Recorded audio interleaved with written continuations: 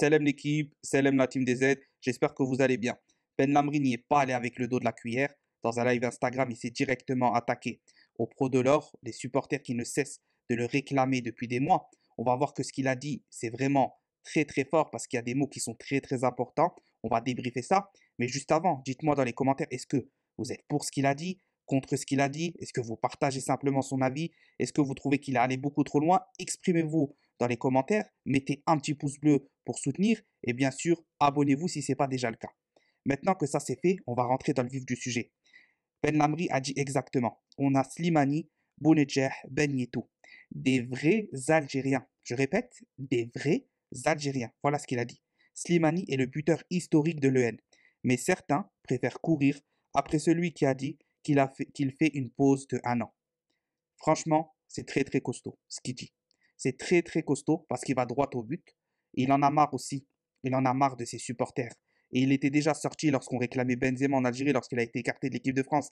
Il disait on a Bounedjah, Ben Lamri ne supporte pas les seconds choix, les gens qui ne manquent de respect à l'Algérie, etc. Sur ça, il a bien raison. Et moi, j'approuve totalement ses dires. Mais il y a une chose où je suis pas trop d'accord. C'est pas que je suis pas d'accord, c'est que ça prête à confusion. Il a dit, on a Slimani, Bounedjah, Ben Yetou, des vrais Algériens.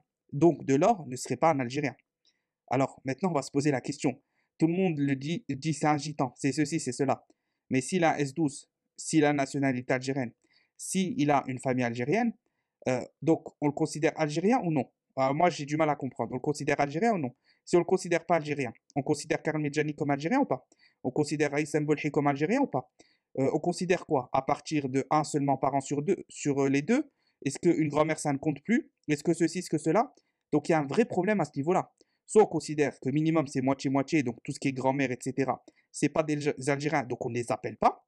Soit tous ceux qui ont liens familiaux avec l'Algérie sont les bienvenus, que ce soit grand-mère, arrière-grand-mère, etc.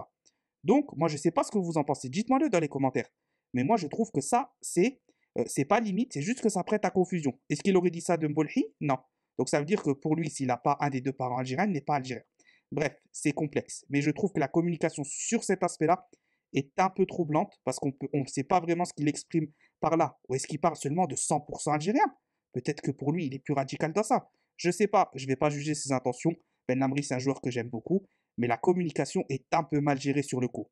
Bref, à vos réactions dans l'espace commentaire. On va débattre de tout ça. Quoi qu'il arrive, Tahia l'Algérie.